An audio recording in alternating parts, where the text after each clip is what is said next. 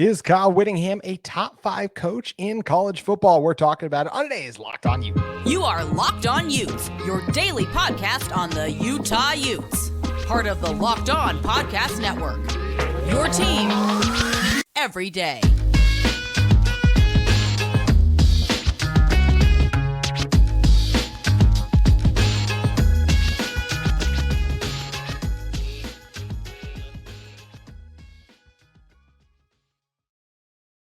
Hello, everyone, and thank you for making Locked On Utes your first listen every single day. We are available on all platforms, including YouTube and wherever you may get your podcast.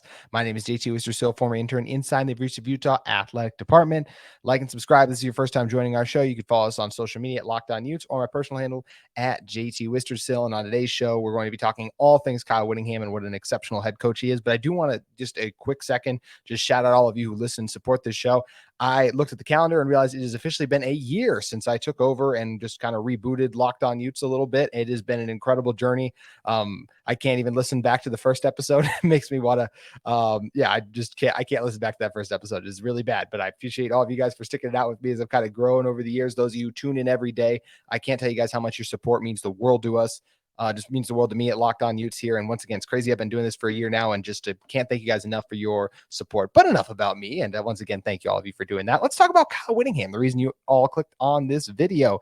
And we're going to be talking about, is Kyle Whittingham a top 5 head coach in college football? And we're going to be answering that question in a little bit. But in the first segment, what I really wanted to dive into is Kyle Whittingham's resume. Because in order to accurately rank him, you have to talk about, well, what are his qualifications in order for him to be ranked inside the top 10, which he's obviously a top 10 head coach in college football. We're just going to dive into where he's going to be at exactly in the rankings overall. So first, let's talk about his resume. Anytime you're examining someone for ranking, got to talk about that resume. So 154 wins, very impressive. Hopefully 100, I shouldn't even say hopefully, I'll just say will be 155 to 74 after week 1 against the Florida Gators. 675, the winning percentage overall. He's the 7th in all-time wins amongst active head coaches right now. He has 2 Pac-12 titles, an undefeated season. He beat Alabama in the Sugar Bowls, we know. He's been to 5 Pac-12 championship games. He has multiple appearances in the Rose Bowl now, back-to-back. And look, for my money, is the best Utah football head coach in history. I know Urban Meyer accomplished a lot. This is a program, Utah football, that has multiple head coaches who have done a lot. But I just think in the future, when we think about Utah football, I think the name we will think of first is going to be Kyle Whittingham. I just think he's accomplished that much. We know he's going to have a statue outside of the stadium, Rice-Eccles Stadium, sooner rather than later. So that's where I give him the nod there. So anytime you're talking about a team's GOAT, that obviously warrants a high ranking for any active head coaches in the top 10, top 5, wherever they're going to be at. So once again, that's just what he's done over his course of his career. And also just Utah, especially because when we're ranking this, we're ranking it right now. We're not going to bring up Mac Brown, for example. I think Kyle Whittingham's a better coach than Mac Brown, at least off the top of my head. Maybe that's an insane comment. I could dive a little bit more in the Mac Brown history, but Mac Brown is obviously a legend, and maybe he would be ranked a little bit higher for what he did with Texas back in the day. But for how his North Carolina teams have done as of recently, you wouldn't consider him a top 10 head coach, right? So you got to factor in a lot of the recent stuff. This is a list of the 10 best coaches right now. So what has Kyle Whittingham done recently? Well, outside of those multiple Rose Bowl appearances we just mentioned and back-to-back Pac-12 championships we just mentioned, he's also in 7 of the last 8 years led Utah to at least 9 wins overall in the season, excluding the COVID year. And he has only had, in 18 years as the Utah head coach, he's only had 2 losing seasons, and he's won over 8 games in 13 of those seasons, with the other ones being kind of like right around that 7 mark, that 7 mark, multiple ones in the 7 mark, I believe it is. But either way, yeah, just incredible stuff from Kyle Whittingham. But what are the other stuff that maybe the stats don't even qualify for why I would consider him one of the surefire, lock it away 10 best coaches in college football? Well, number one, I would just say the culture he has created and the level he has held his to at and just been able to maintain that level for a long time. We just talked about it, right? 7 of the last 8 years, Utah's won at least 9 games. That is sustained excellence. That's not just one really good recruiting class, right? That comes in. It's like, man, that recruiting class really transformed the Utah football program. That is not what we're talking about here. We're talking about sustained excellence. And what's the constant in that? It starts with Kyle Whittingham, and then it trickles down to the coaches. And we're going to talk about the other coaches that Coach Whitt has brought on in a moment. But really, it's just remarkable the standard that Coach Whitt has held this team to. He's been able to get the best out of his teams year in and year out. The development has been unbelievable too. And just once again, that standard each year, like you just know what you're going to get out of Utah football. I think one of the other best and biggest compliments you can pay this Utah football team to is I hear the Joel Klatz, the Kirk Herbstreys of the world, the top college football analysts for both Fox and ESPN will frequently talk about just how well respected Coach Whitt is by other coaches, by people in the media, how they know this Utah team is just going to be consistent year in and year out. And they are. That is what this Utah football team is able to do, is just be able to set that standard and then maintain it. And if you're talking about a little bit more like game specific stuff, I would add his game management, I think, is exceptional. When you talk about the timeout usage and just things like, I think back to right before the half against Oregon, right? When you get Oregon, who at the time I believe was third, comes in, Utah was steamrolling them, and they had built up a good lead heading into the half, I still believe. It was going to be a good lead still, but can always be a little better, right? So Coach Whitt decided to trust his returner, and Britton Covey at the time decided to burn that timeout. A lot of coaches in college football, I think they would have just let the clock expire, right? Like, what's the odds that you're going to be able to return something? It's slim, but Coach Whitt was able to recognize the talent he had. A lot of coaches would have been scared of the risk of what if they're going to fumble? What if this happens? What if that? This the fear factor. But Coach Whitt said, no, I trust my guy. We're going to do this. And obviously what happened is one of the most recent best plays in Utah football recent history. Once again, just Covey's return in the moment that was overall too. So I just am a huge fan of Coach Whitt's game management too. I think he's an exceptional leader who puts his coordinators in position to succeed. When you talk about Morgan Scalley, Andy Ludwig, something we are going to be doing on the next two episodes of Locked On Utes, they're two of the best coordinators at their position. I look at other Utah coaches on this roster overall, and I just don't look at a position group and feel like, you know what, this said coach is not doing their job. I think we can talk about Sharif Shaw. I could go down the list. Everyone's came in. We've even seen a guy like Coach Whitt who's come in right away and made a difference in the talent he's bringing on the recruiting trail, right? And he's had assistants who have departed for other opportunities as well. They've kind of been able to come in with this Utah football team, grow and enhance, then learn, and become better coaches themselves, and then they have moved on to the next opportunity too. So that is something that's huge. So doing a good job putting his coordinators in position to succeed, and just hiring a good staff who operates the correct way too. The recruiting at Utah has also been fantastic. I mentioned it earlier, right? It's not one singular recruiting class. Like, man, that Utah football team right there, that's the reason that Kyle Whittingham has 154 wins. You don't get to 154 wins off one recruiting class. You do it off sustained excellence, and that's what they've done. So just the message that he has sent down to his, not just his coaches and the players they recruit, but also just the recruiting staff in general, that starts with Coach Whitt and the philosophy and the type of players that he believes in and wants to have as part of his program. And he's picked great players through in the past. He's hit on the guys, the Devin Lloyds, the Dalton Kincaids, the Brant Keithy, who were not these elite 4 or 5 star recruits, and Utah started to land a couple of 4-star guys, right? But these guys aren't slam dunk players who come to Utah and they're able to get the best out of them because Coach Whitt and his staff identify them. And once it's not Coach Whitt individually identifying those players, but it's him setting this precedent and the standard of these are the types of players we want to get in. These are the type of things we look for in players. And then that allows assistants to go out and find those type of guys too. And also it's just,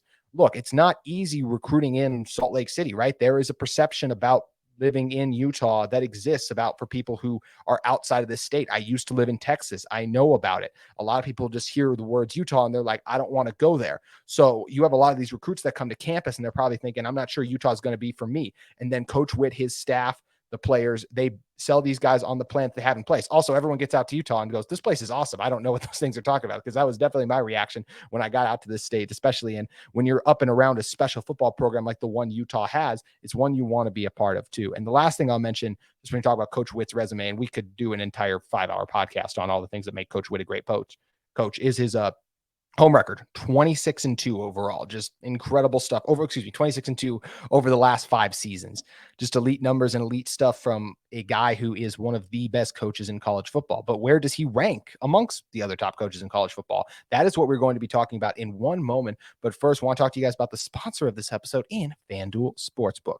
Take your first swing at betting MLB on FanDuel and get 10 times your first bet amount in bonus bets up to $200. That's right. Just bet $20 and you'll land $200 in bonus bets, win or lose. That's $200 you can spend betting everything from the money line to the over-under to who you think is going to hit the first home run. All on an app that's safe, secure, and super easy to use. Plus, when you win, you get paid instantly. There's no better place to bet on the MLB action than FanDuel, America's #1 sportsbook. So sign up today and visit FanDuel.com/lockedon. That's Locked On, one word, all caps.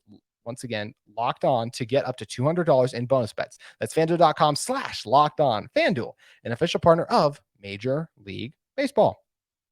Alrighty, coming back into this one, I just laid out an incredible resume that is going to one day get Kyle Whittingham a statue outside of Rice-Eccles Stadium. So now let's talk about where he ranks amongst college football coaches overall. And a lot of you guys are not going to like where I have Coach Whitt ranked. I already know like that, but I have to be realistic about where I think he belongs and where he places as well. Once again, he is a slam dunk lock for the top 10. When I was looking at this list, I rattled off, okay, so who are the guys who are better coaches, would be considered obvious better coaches right now? Well, I would consider that group guys who have had recent success winning national championships to me. And once again, I'm not saying like Dabo Swinney's going to be above Kyle Whittingham. I'm not saying Dabo Swinney belongs in the same tier as a Nick Saban and a Kirby Smart right now, because Dabo hasn't won one recently, but he's still won one in the recent overall college football era. Just hasn't won in the last 2 to 3 years, basically. So looking at the top coaches, Nick Saban, Kirby Smart, Dabo Swinney, right? Guys who have won a national championship. I think they all have to be above Kyle Whittingham right now. And I just think when you look at from that level they've reached, once again, it's just a level that Utah and Kyle Whittingham haven't reached. And we will talk about in a second, like, hey, the standard should be maybe a little different because you are at a program like Utah that he's kind of helped build and transform. It's just harder to win at that level at a place like Utah, I would say, than some of the other schools. Then obviously in Alabama, at Georgia, or a Clemson, but also Nick Saban, Kirby Smart, and Dabo Swinney didn't inherit all those programs like off of them winning national championships. They had to put it in that position and build it. That's where I believe those three names do belong above him. So those would be the ones definitely to me. Also, I would then go with the one of the best rivalries in college football. I think Ryan Day at Ohio State and Jim Harbaugh. When you talk about Ryan Day, you're talking about a consistent playoff contender. You're talking about a guy who reached a college football national championship game. They've won games in the playoff. If it wasn't for an injury for Marvin Harrison Jr. in the past college football playoff, maybe they end up beating Georgia in that game. I'm not saying it would have happened, but there definitely was a good chance they could have, based on how that offense was rolling before he got hurt. Another guy too, I think Jim Harbaugh does deserve to be ranked above Coach Whitt just for what he's accomplished recently.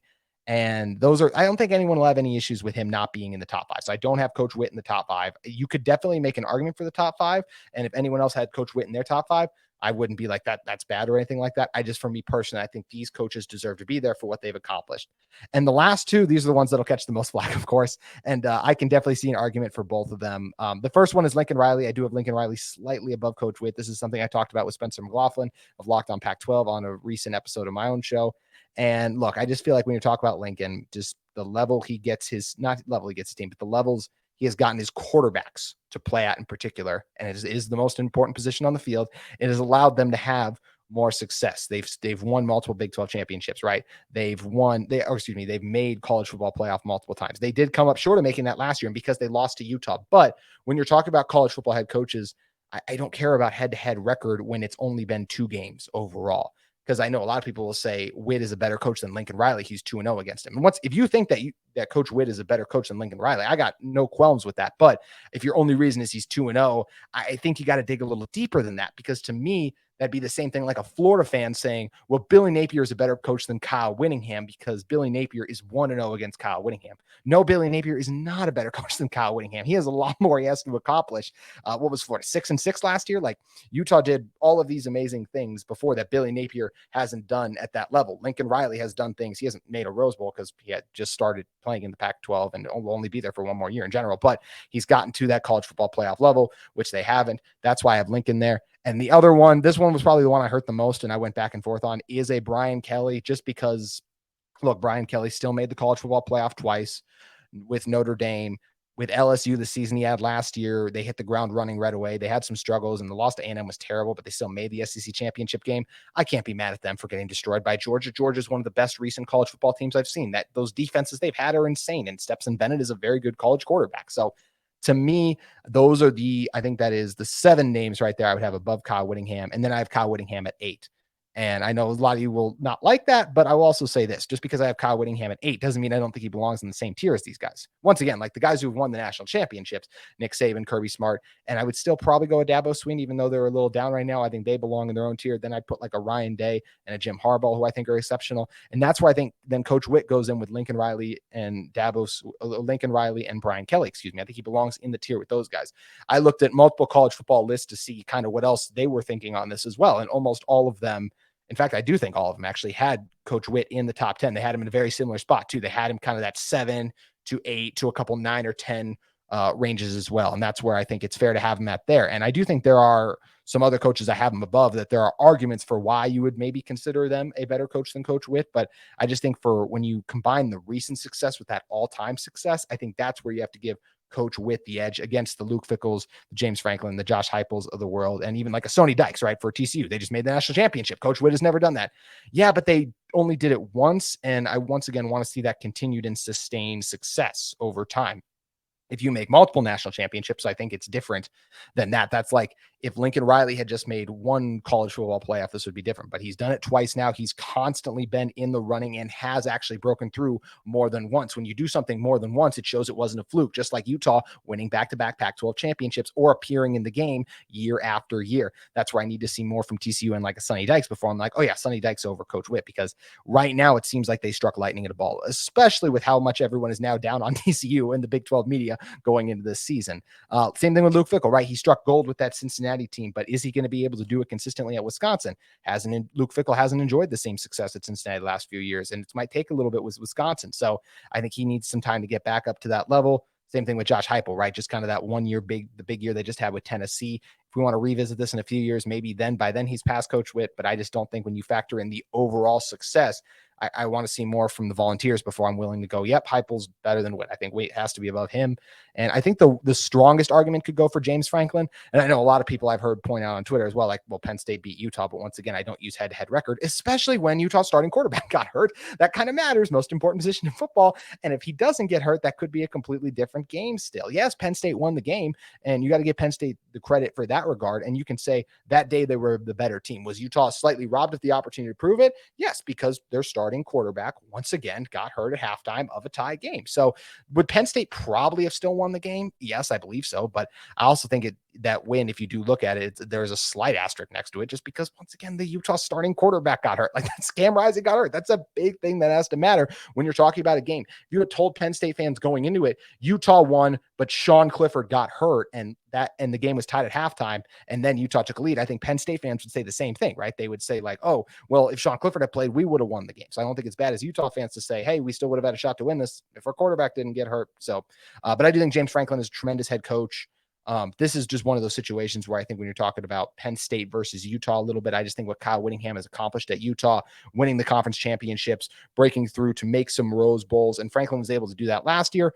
But, and I know it's hard because he plays against Ohio State and Michigan, they got in because both those teams got into the college football playoff overall. And Utah needed some help too. I'm not saying they didn't. They had all those crazy tiebreakers that got them in, but at the end, they got in because of them still winning, not because other teams who were in better positions, right? Utah got in because the teams in front of them lost. Penn State got in because the teams in front of them were able to move on to a higher level. That's why I think there's a little difference in that ranking overall. But look, once again, I think that kind of segment sounds like I'm negative Coach Whitt. I'm not. I think he's exceptional. I think he's one of the best coaches in college football. And I definitely think there's an argument for him to be a top borderline. There's an argument for him to be in the top 5. I think I could easily put him at 6 after even this season.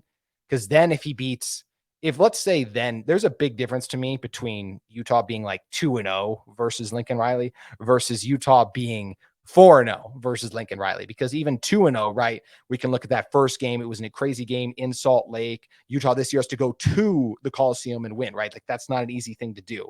And then if Utah were to face him again, just once again, it's double the amount of wins. So then I think it could speak a little bit more to, but I just can't do it off 2-0, especially since Caleb Williams did get hurt in that game. And I was just talking about how much Cam Rising's injury changed the Rose Bowl. Caleb Williams' injury absolutely changed the complexion of the Pac-12 championship game. I know, once again, I know it's popular to hate on Caleb Williams. I know what he did with some of this stuff, and we're not supposed to like him.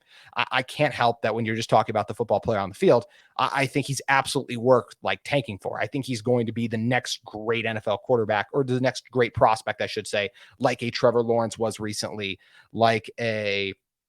I just blanked on generational quarterback prospect. But either way, I think Caleb Williams is absolutely special and sensational overall. So I think we could revisit that.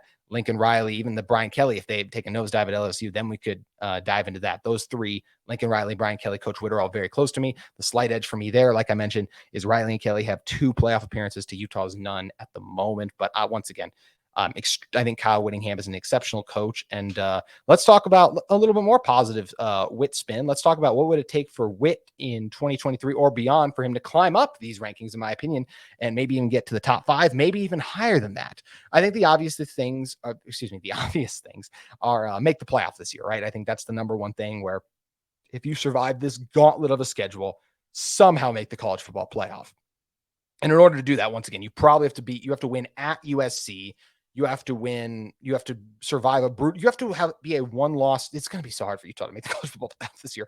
You have to be a one-loss team and a conference champion, basically. It's what makes the 14 playoff so difficult, and what I'm personally really glad they're expanding it, so it gives more of these teams an opportunity. I just think back to the 2021 Utah football team. I think that team was hitting their stride at the right time. I think they would have been a tough out for a lot of teams had they ran into them overall. But once again, make the Pac-12 championship. If Utah three-peats, that's another thing where I think you could very well make a case for him moving up this list. And obviously, if Utah wins a Rose Bowl too, like winning another Pac-12 championship game and then winning a Rose Bowl too, those are things I look at right there. Like, that would be huge for Coach Whitt. I just think overall, when you're talking about his legacy, doing things like three-peating exceptionally hard, making the college football playoff, something very challenging that this Utah team has just missed out on in the past. I think back to that Oregon Pac-12 championship game back in 2019.